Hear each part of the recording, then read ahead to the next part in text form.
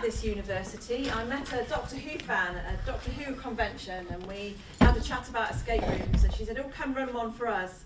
So Toby and I went to UCLan and took someone with us, and we've been running, we run 10 escape rooms side by side at UCLan.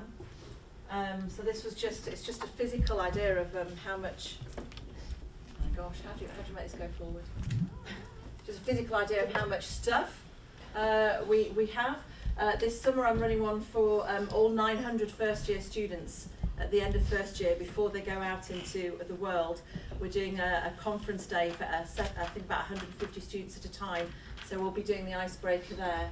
So I did a staff development day, and Sarah Barnes is in the room, and she said, why don't you come along and create us something that we can use at an open day? And then she took me into something called the interview suite, which any escape room owner would look at and go, this is an escape room. So basically you've got the two-way mirror in the middle, your games masters on one side, and then there's a room and cameras in it in which you can make the escape room.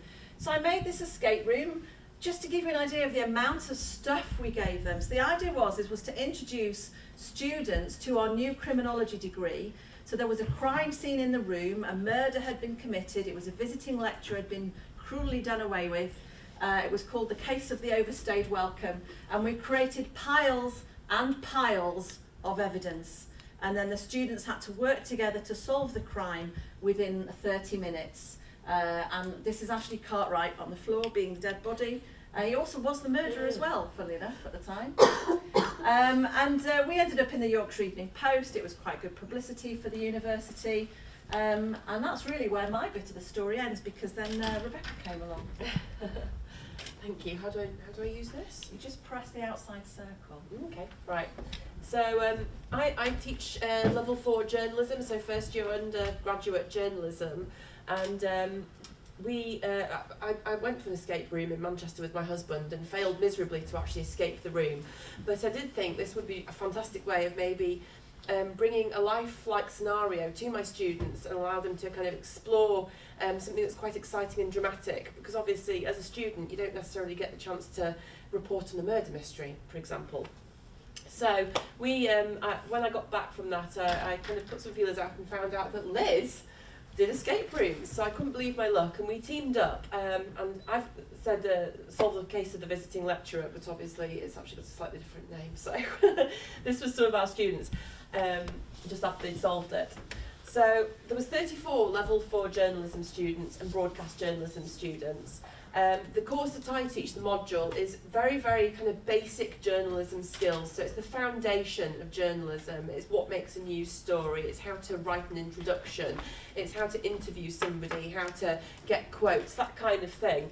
And so we've done quite a lot of slog work through, what makes journalism, what makes a story, all that kind of thing. Then they'd had Journalism Week, which is a really exciting week that we run here, where there's loads of people that come in from across the industry and talk to our students, but they had quite a big assessment on the back of that as well.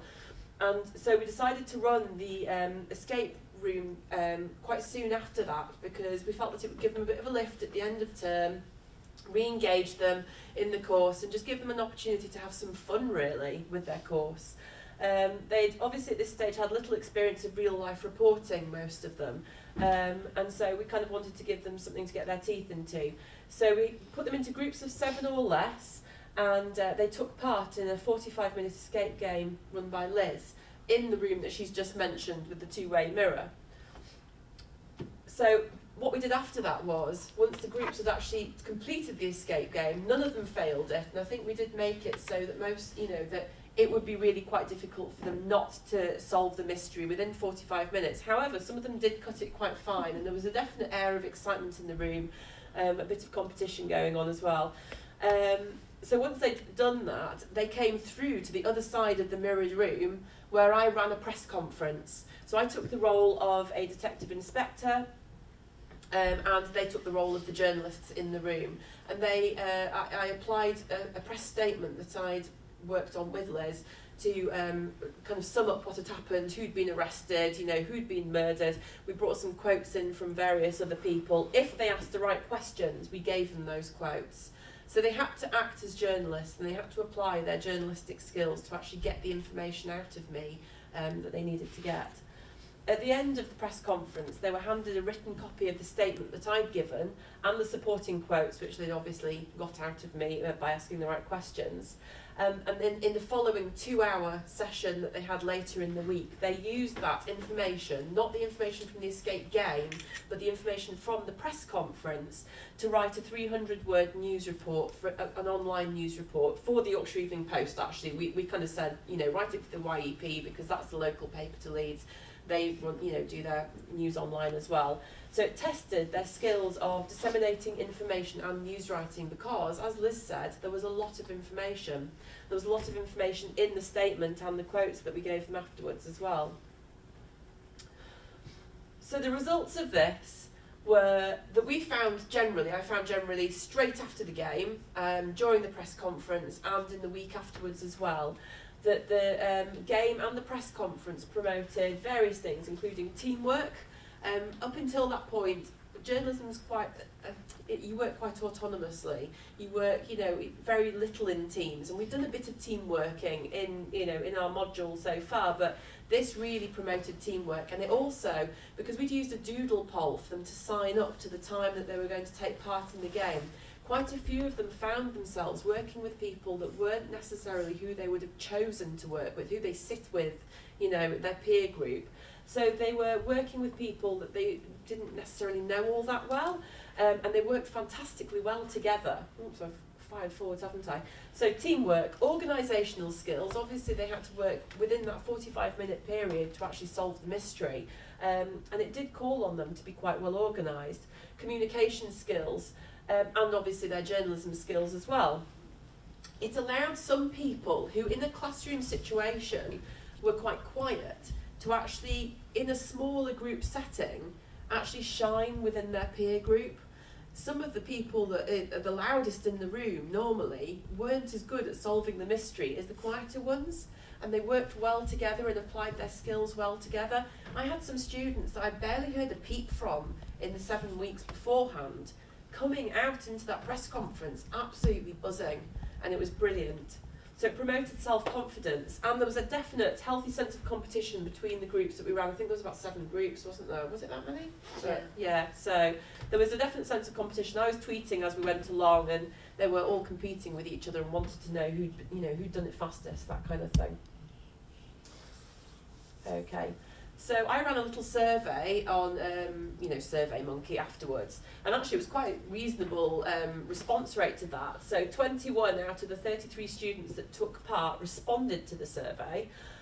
More than half said that the game was extremely enjoyable, and 35% said it was enjoyable. There was no negative feedback on the basis of the actual game. I asked them separately about the press conference, and their response was similar, with only one student saying they'd not enjoyed that part of the event.